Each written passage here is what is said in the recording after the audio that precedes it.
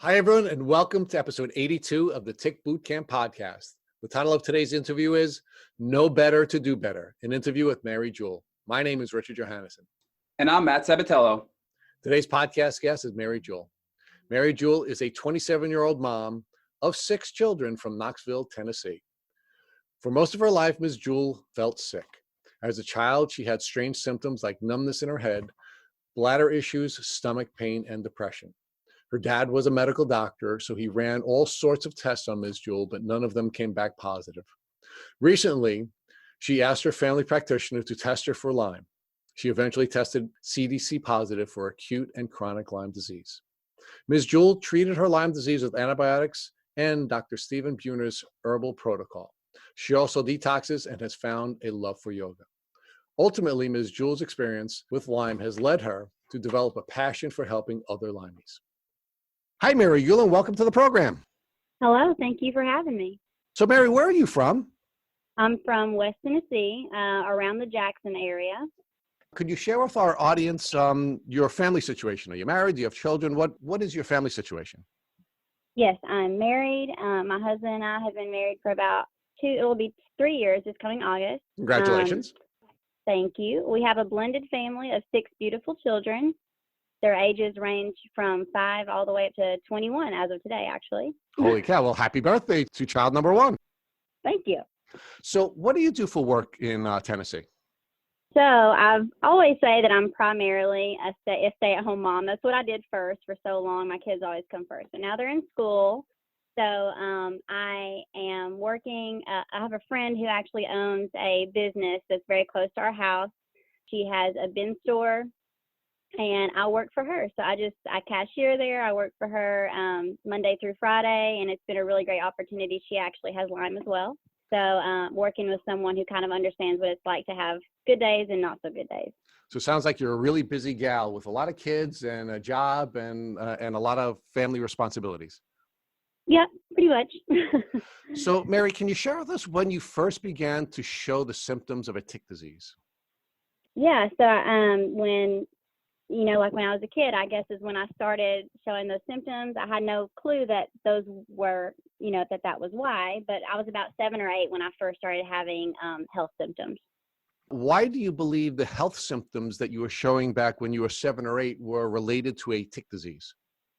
Because since getting my diagnosis and speaking with my practitioner, we had kind of gone over the fact that I've had health issues off and on since about that age. The symptoms are, they're kind of your typical Lyme symptoms. So although at the time we had no clue what was causing my problems, it kind of makes sense that having those same issues that I have still experienced as an adult are related to chronic Lyme, having been that all of my test results were always normal. So how was your life affected by the symptoms that you've been showing since you were 7 years old? So, for example, during your childhood, did your illness prevent you from having a typical childhood? I would say overall, I had a really good childhood, and I was very good at sort of hiding those symptoms. A lot of my symptoms were in the form of, childhood depression and anxiety, and then pain that I would experience. And those were sort of things that I would keep to myself, and they would come and go. They didn't affect my everyday life, but they would come and go in waves, sort of. Now, Mary, I understand that your dad was a traditional medical practitioner. Is that correct? Yes. And how did your dad help you during your childhood with diagnosing and treating your illness? So he did all the things that a family practitioner would do. He ran the blood work. He did all those things, and my results are always normal. And to him, that meant that everything was fine, and we just kind of dealt with the symptoms as they came, I guess. But there was no answer for them. So there really wasn't much of a solution other than let's get you through this little episode that you're having. Now, at any time during the course of your childhood when you were exhibiting these symptoms, do you think your dad doubted whether or not you were really sick?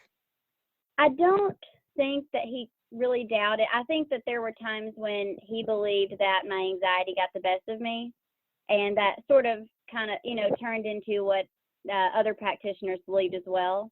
So I don't want to say he didn't believe me, but I think that after years of me having different symptoms and there not being any medical diagnosis, that he kind of believed that a lot of it was anxiety related. So your dad didn't think that you were really physically sick. He thought that you were emotionally sick? I would say that would be pretty accurate. At any point during your childhood, did your father or your family urge you to seek treatment with a mental health professional?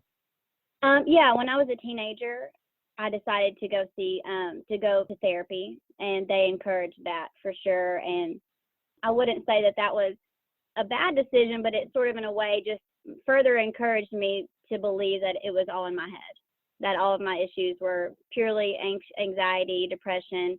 I actually was put on antidepressants and anti-anxiety medication around 16. And, you know, it wasn't, I wouldn't say that that was the best decision at that age.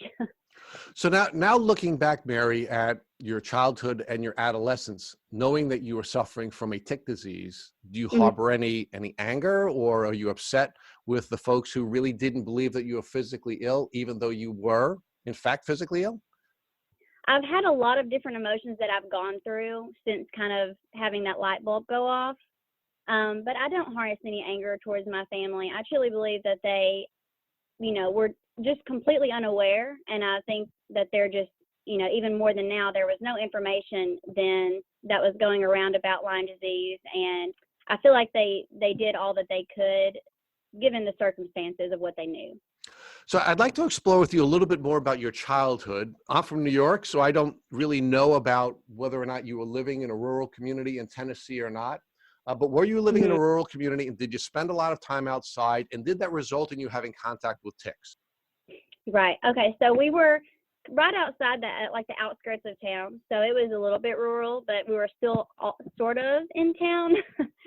But we were definitely, my parents had a lot of land, and we were there were woods surrounding our house. There were ticks all the time. I mean, we found ticks on us pretty regularly, and that was just a normal part of life as a kid for me. You did have ticks either crawling on you and biting you during the course of the time that you were a child. And could you share with us what you knew about ticks? Did you know about how to remove ticks? Did you know about how to treat yourself prophylactically if you were bitten by a tick? What did you know about ticks at that time? The only thing that I remember was being told to make sure that the head of the tick had not lodged itself in your skin, that you didn't want to just jerk it out without making sure. Other than that, it was just take the tick off and, basically I put some Neosporin on the bite. There was nothing more expensive than that I can remember. Now, of course, your dad was a medical doctor, so I'm wondering what his training led him to recommend that you do at the time that you were being bitten by ticks during your childhood. Right. Yeah, it makes me wonder as well. My dad actually passed away 2 years ago on Thanksgiving. Oh, I'm sorry. Thank you. He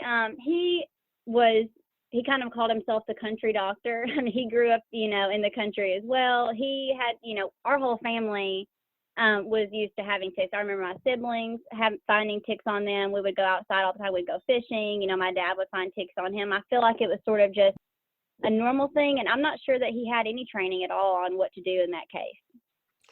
So now I'd like to fast forward to your early adult life. You were exhibiting symptoms during your childhood. You were exhibiting symptoms during your adolescence, and both of those periods of time were essentially writing off your illness as a mental illness rather than a physical illness. How did that affect you in your early adult life? Just what I believe. I just kind of had this feeling, I had been told when I was a teenager, I heard the words, "You probably have fibromyalgia." And so that's kind of what I've always carried with me, even before I got any diagnosis. I'm like, oh, I probably just have fibromyalgia. It's not really something that can be tested. I'm just going to, go on about my life. And as a young adult, I had my first son when I was 19. So my life became 100% about being a mom. And that's sort of what my focus was, 100%. And I kind of put my health on the back burner, I would say. Did your Lyme disease symptoms have an impact on your ability to parent your child the way you would want to? No, I actually had I was very blessed, I would say, so my pregnancy was pretty hard, but after having him, there were times of having symptoms come and go, but that was definitely not my worst. I think I did pretty well with everything as soon as I had him. That things weren't the way that they have been years after I had them, I would say.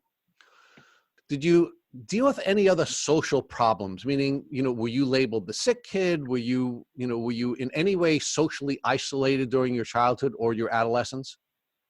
I wouldn't say as a child that I would. I was homeschooled, so I always was homeschooled all the way through high school.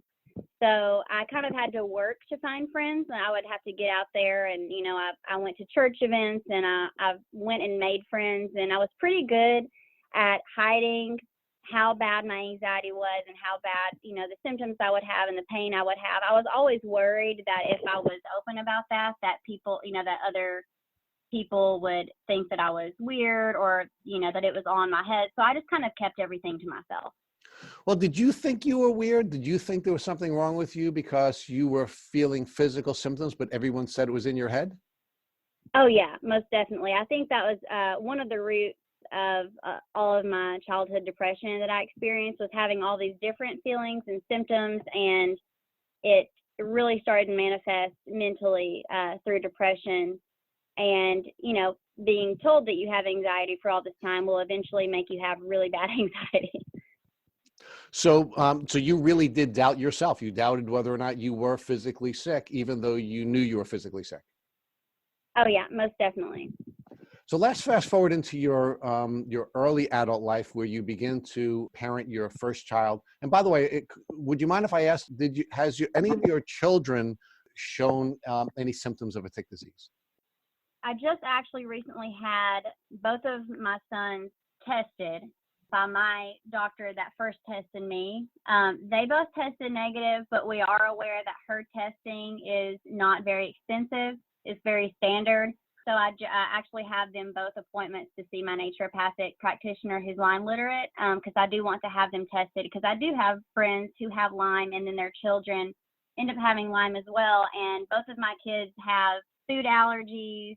My 7-year-old has some behavioral issues and just kind of your standard things that after doing research, I didn't know before, but now I see that some of these things are kind of the early signs of Lyme disease. And I just don't want to make that same mistake with my kids that happened during my childhood. So let's talk about your early period of your life where you begin to parent your children. You had your first child at 19. How did your symptoms develop, and how did the symptoms impact your life?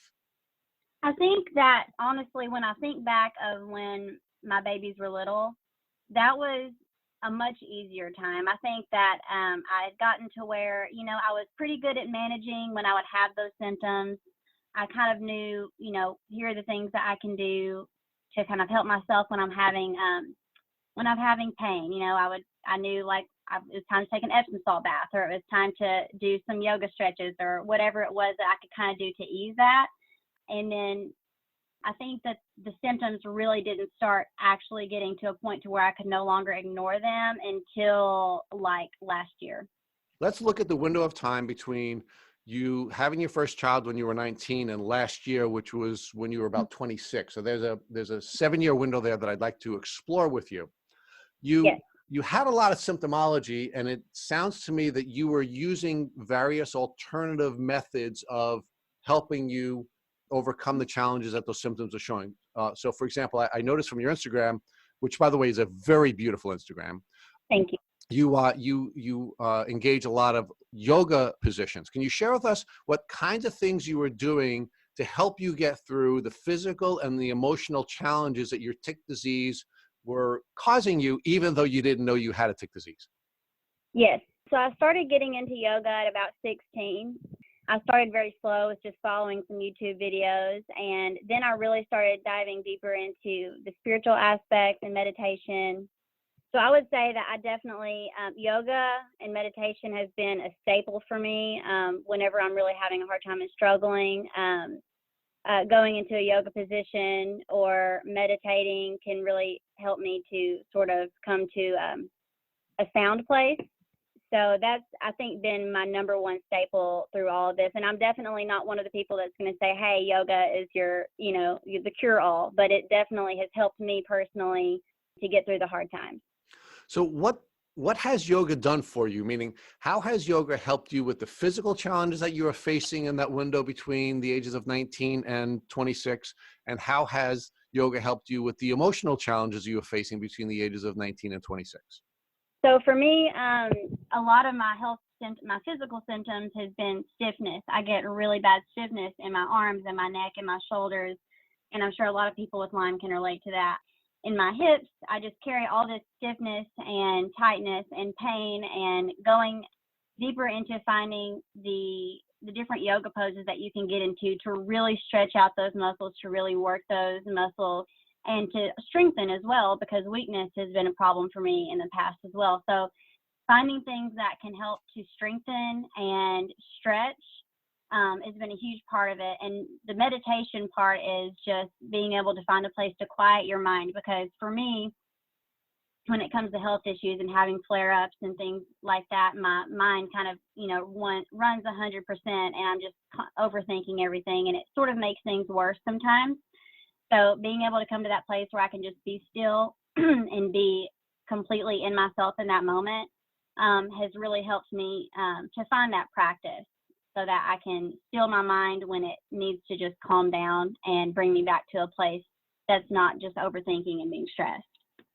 Now, has the meditation also helped you with any self-doubt that you had either during the course of your parenting experience or your professional and family experience during that window between when you were 19 and when you were 26? Most definitely. It's been a lot of self-discovery, a lot of healing that has been involved in that. And I think meditation is very much healing for a lot of people. It helped me to not feel, I think I had a lot of shame for feeling like I was constantly like, oh, something's wrong with me, and everyone's telling me nothing's wrong with me. I was pushing in all of these emotions and all of these feelings and not allowing myself to feel those. So through meditation, I'm just sort of unlocking those feelings and unlocking those deep emotions that I've pushed away for so long, and allowing myself to feel those. Now, of course, Mary, that was a really important development for you, because you had to get to the point where you believed there was something wrong with you to take the next step and find a solution to what was in fact wrong with you physically, correct? Yeah, oh, absolutely. So before we go on to the last year, which I'm really excited to explore with you, I'd like you to tell me if there were any other tools you were using between the time that you were 19 and the time that you were 26 to deal with the symptoms of what you now know to be your tick disease, because I'd like you to pass those on to others in the event that they're looking for other tools for relief. Yeah. So ever since having my first son, I really started gravitating towards natural medicine. So anything holistic. I've always been a researcher. So especially when I got pregnant with my first son, I was like, okay, research everything. And I really started leaning towards everything holistic and more traditional. So I went to acupuncture, regular chiropractic care, movement, body movement, yoga, using different supplements such as like magnesium to help with pain and anxiety. Trying to think what else. Elderberry for sickness, because I don't know about you, but a lot of the times for me, with having a chronic illness, when you have a regular sickness on top of that, it really makes things a lot harder. So doing things to boost my immune system, vitamin C, and just doing research regularly, I think has helped me a lot, because then I kind of know what can I do right now for this symptom to help myself as much as I can. But I would definitely say that one of my biggest things that had helped me the most was acupuncture. So, Mary, I'm fascinated by that part of your journey, because you grew up the daughter of a doctor, a traditional doctor. How did you go from being the daughter of a doctor to being a gal whose research has taken her to the more traditional and holistic arena? Yeah, that's a question I've asked myself a lot over the years. But I think that, although my dad was a general practitioner, he was also very much a researcher as well when it came to a lot of things. He a lot of the times went for the more natural route with things during my childhood as well. So I think that sort of gave me roots in that area. My mom kind of always looks towards what vitamins can you take? What supplements can we use? And, I remember she actually started juicing when I was like 8 years old, and that just really wasn't a thing yet. So those sort of gave me those roots. And then when I was a young adult, I started having kids, I developed this mom, a group of moms that I became friends with. And a lot of them were leaning more towards the holistic ways of living. And that really gave me the encouragement to start looking there and researching. And when I started researching, I really started feeling like that was the way to go for me and my family. So now, Mary, your life begins to develop in a way that you were using traditional medicines and you were healing through using some of the traditional tools like yoga and meditation. You start to become more emotionally healthy. And then you have a breakthrough in about the last year. Can you share with our listeners how your life changed and how you were able to get finally to a diagnosis? Yes. So I am not the best at remembering actual dates, but in 2019, it's probably about 7 months ago now, I noticed a bite on my leg. And my husband and I had just went hiking like the week before that. But we do live, we live in Knoxville, Tennessee. We live near the mountains. There are kind of ticks everywhere around here as well. I noticed a bite on my leg. I didn't think much of it. I just sort of, took care of it like I would take care of any other bite. It wasn't your standard bullseye rash, so I really didn't think tick. And at the time, I wasn't super aware of, I hadn't really done my research on Lyme yet. I went on about, regular life, and I started noticing some symptoms about a week later. I first thought, okay, well, this is just a fibromyalgia flare, because I had had my fibromyalgia diagnosis about a year before that. So I thought it was just from fibromyalgia, not a big deal. And then I started noticing weakness in my arms, weakness in my legs.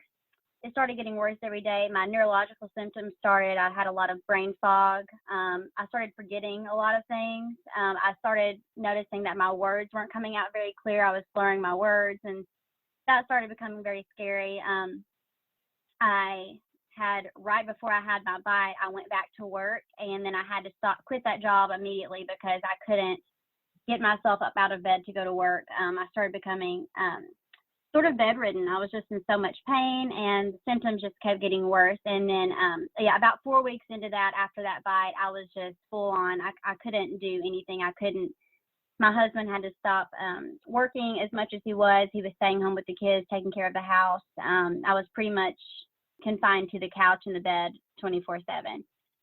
Do you believe that the bite that you received 7 months ago was a tick bite that reinfected you? Or do you believe that that bite was the first time that you received a bite that resulted in you having Lyme disease?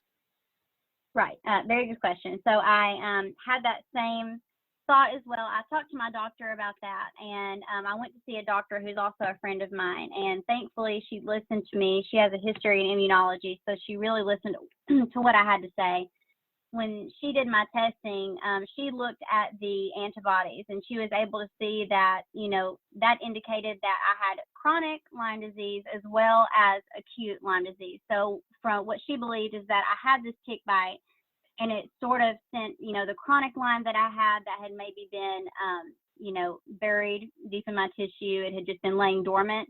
It sent it, into craze. So the chronic Lyme, the acute Lyme, it just sent everything going crazy in my body. And then everything just got so much worse. And that's what forced me into finally going to get tested. So your doctor came to the conclusion that your recent tick bite, or your tick bite from 7 months ago, reinfected you and caused the Lyme, the chronic Lyme that you had been suffering from your childhood, to be reactivated. Absolutely.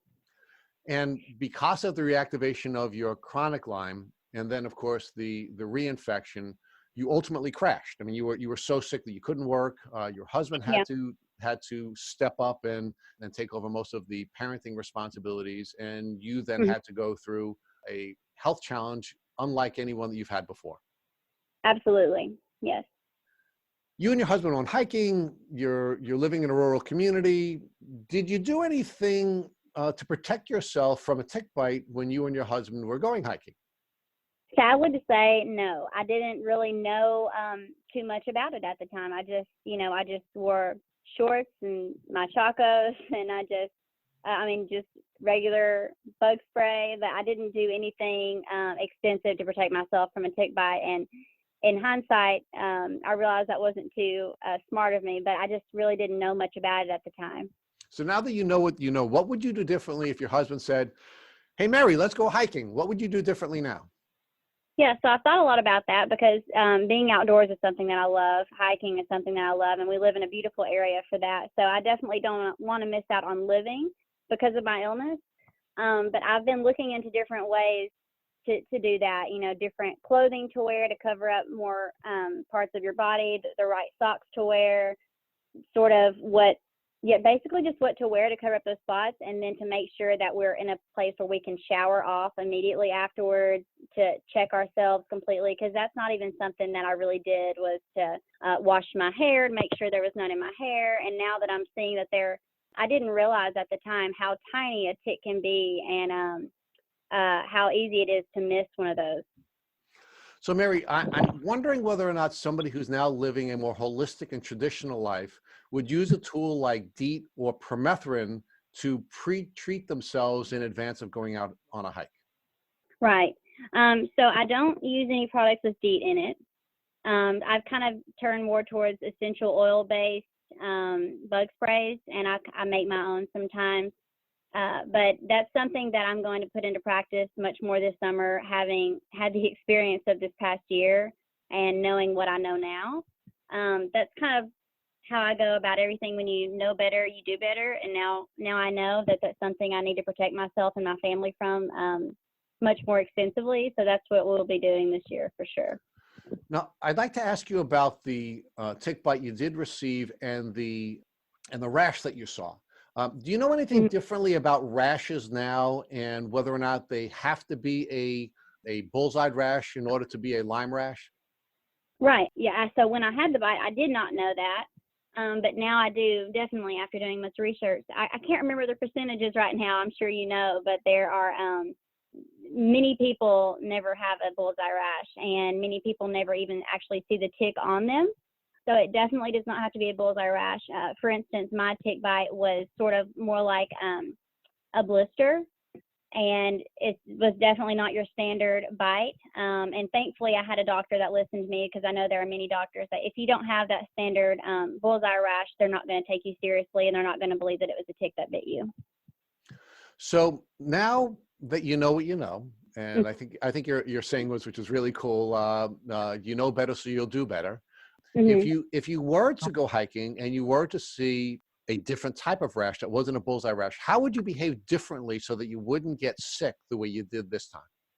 So I think I've got the Stephen Buhner's Herbal Protocol book, Healing Lyme, and that book has really been a lifesaver for me. It's so informative, and he knows his stuff. So he actually has a protocol in there. If you have a bite, the first thing that he recommends that you do is to use an andrographis herbal tincture on top of the bite, and then to cover it with bentonite clay and keep that on there for about 24 hours. And that's supposed to help pull out a lot of that infection. And then my second thing would be to call my Lyme literate naturopath and let her tell me what to do from there, because she knows her stuff as well. So I would definitely be very cautious about that, and make sure that I'm treating it the best that I can. So doing better now would include taking a number of different steps after you discovered the rash, so that you wouldn't get sick the way you did, to the point where you were housebound and bedbound and having to quit your job. Absolutely. Absolutely. I'll do everything in my power to not get there again. And you believe that if you do take those types of steps, you wouldn't get as sick as you did this time? Absolutely.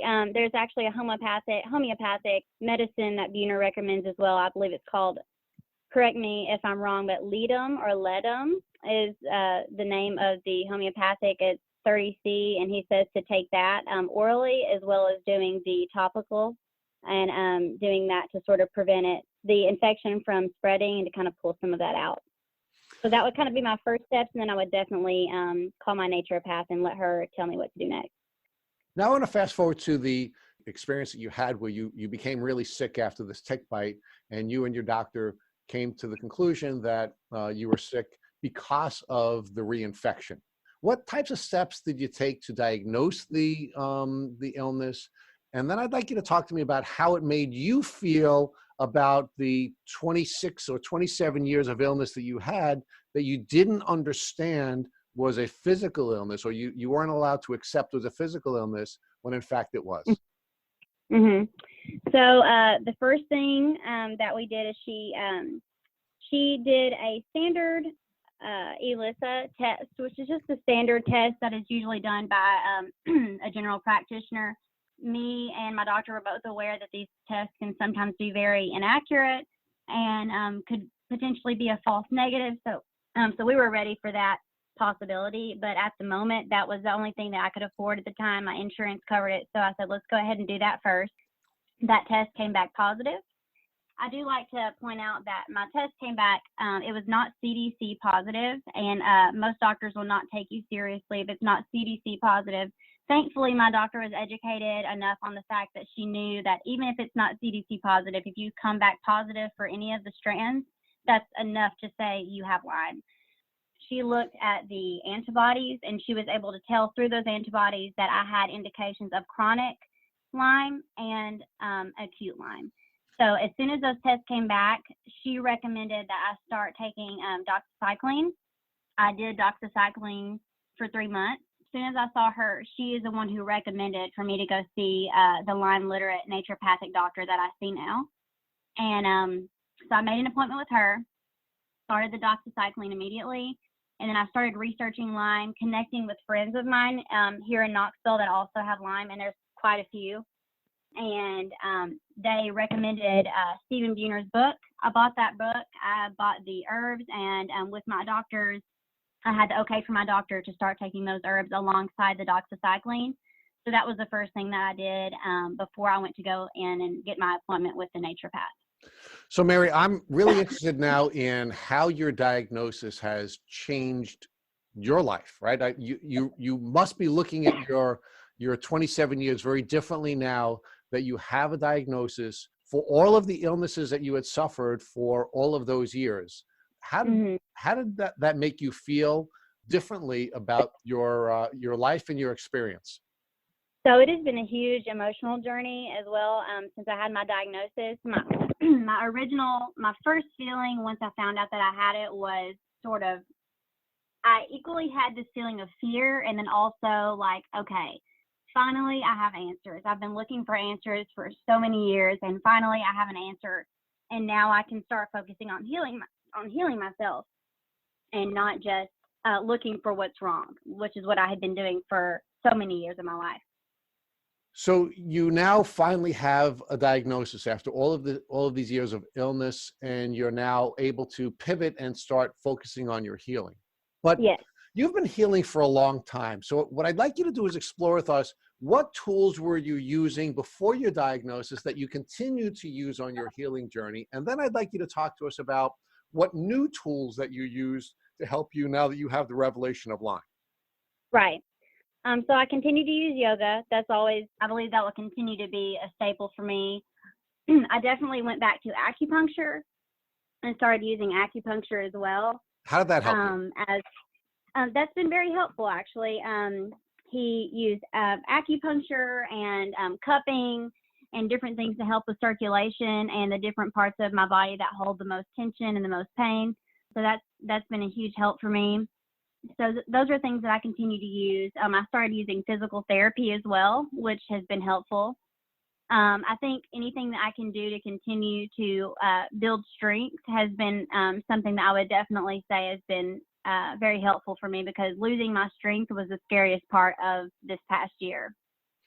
Now, Mary, how has the diagnosis helped you emotionally? Now that you've been validated and you have a diagnosis, do you feel differently about yourself? Are you more confident? Do you think you're able to do more because of this new confidence?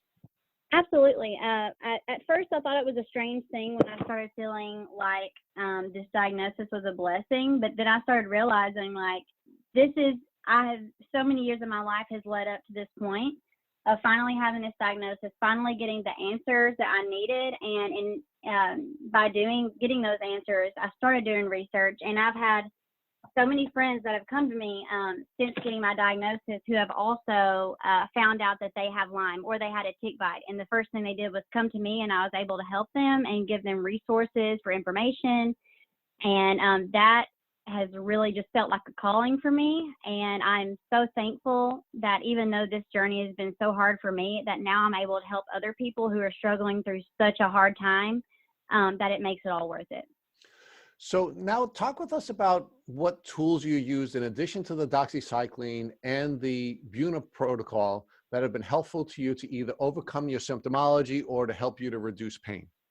So I think detoxing has been a huge part for myself and many other people with Lyme and chronic illnesses. So detox fasts have become a huge part of my life. I was doing every single night an Epsom salt and baking soda detox fast, because as I'm continually killing off, these bacteria in my body, I need to flush those out and detox as much as I can to help prevent having Herx reactions, which are definitely not fun. So anytime I would use a new treatment, for example, getting IV vitamins. The first time I had an IV infusion for vitamin C, I definitely had a huge Herx reaction after that, and I made the mistake of not doing a really good detox right afterward. And the Herx reactions for me have been in the form of really, really bad headache, usually turning into a migraine, body aches, sometimes nausea, sometimes even a fever, just like a full-on flu feeling is what would happen for me when I would have a really bad Herx. So Mary, what your approach would be is to use a herbal protocol, for example, then you would detox, then you'd go back to your herbal protocol, then you would detox. So detoxing was a vital part of your healing journey. Absolutely. I would definitely say that another thing that is very vital and important when you are treating yourself is to use a binder. So it's sort of when you're flushing these or killing these things in your body, things like activated charcoal, or actually my naturopathic doctor has me on a biofilm buster as well. These are things that we need to do to help these herbs and medications to work to their full potential. So using binders is able to bind to those bacteria, flush them out of your body.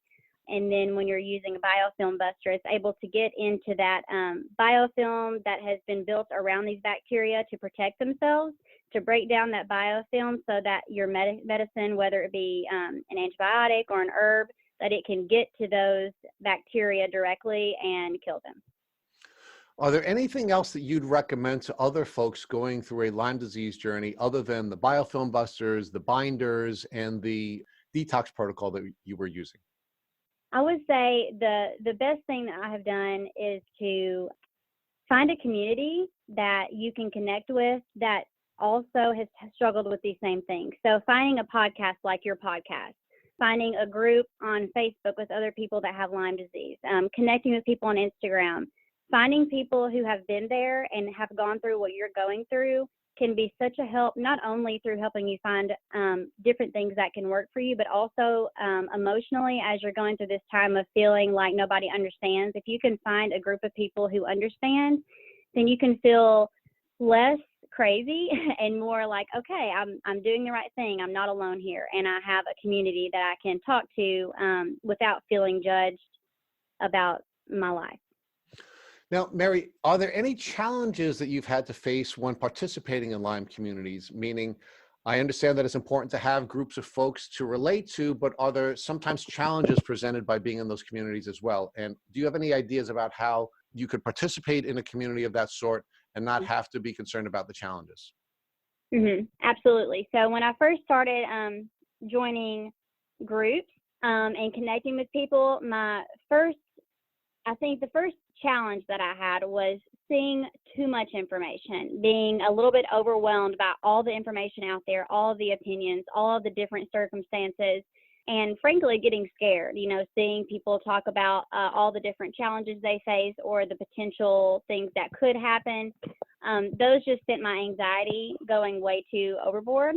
So what I have done now is to make sure that I'm only going into these groups when I have something that I want to talk to someone about, or I want to post a question, or instead of following these groups and constantly seeing every post and letting that become my everyday life, that's what I did for like the first couple weeks when I was really diving into it, and it became almost unhealthy because it was making me worry too much. So I think that if you can find a good community on social media, like on Instagram, and you're seeing people who are posting things every day about their struggles, but it's also very encouraging, that there could be a middle ground there, and you have to find a healthy balance to where you're not obsessing over it, but you are also staying connected with people when you need to talk and you need to have someone to connect with that understands what you're going through. So Mary, tell us where you are today. How much of your health have you regained? And then I'm going to ask you a second part of that question, which is, and what were the most important tools that you used to get you to where you are? So I'm very thankful to say that I've been able to go back to work. Congratulations. I started working at, thank you very much. I started working for a friend of mine about a month ago.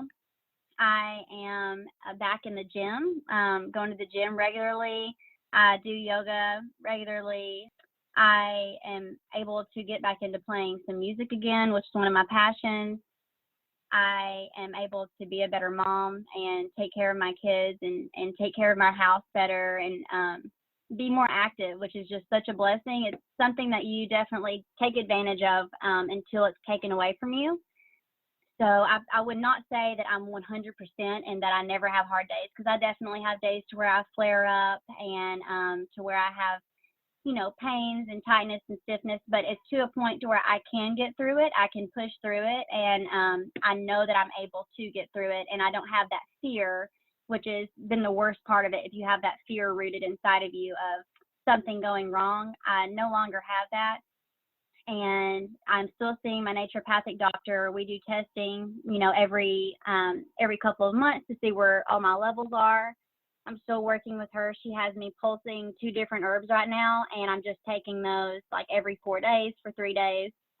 And I'm still doing binders and detoxing, but it's gotten to a point to where I don't have to obsess over doing, all these things every single day now. I just try to maintain a schedule to where I'm continually taking care of myself, doing yoga, being active, meditating, and getting as much rest as I can. But my life has definitely changed so much over the past year, and I 100% look at it now as a blessing because I'm able to help other people, and I am feeling so much better myself.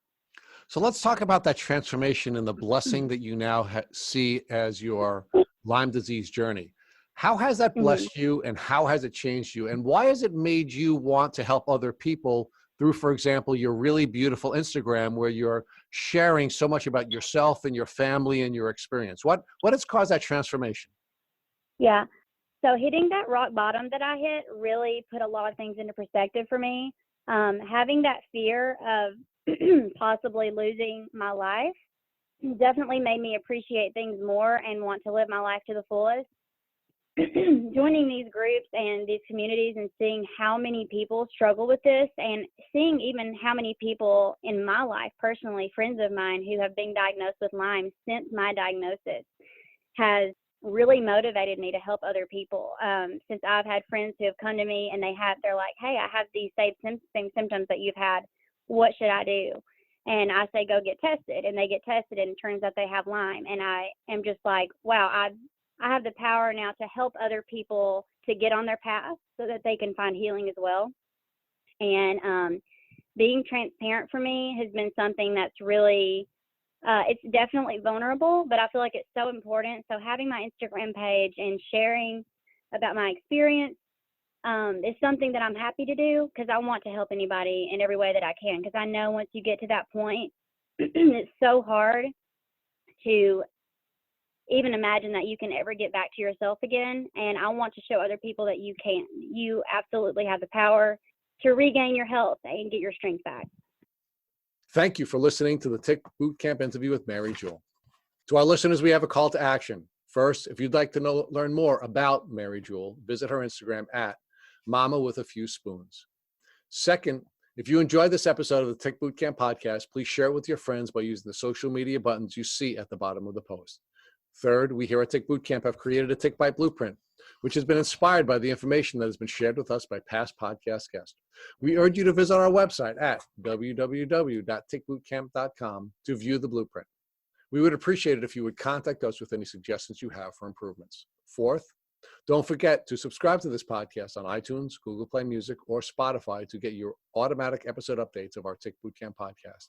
And finally, we thank you, our listeners, for your comments on our past podcast episodes. Please take a minute to leave us an honest review on iTunes, on Instagram, or on our website. We make it a point to read every single one of the reviews we get. Thank you for listening.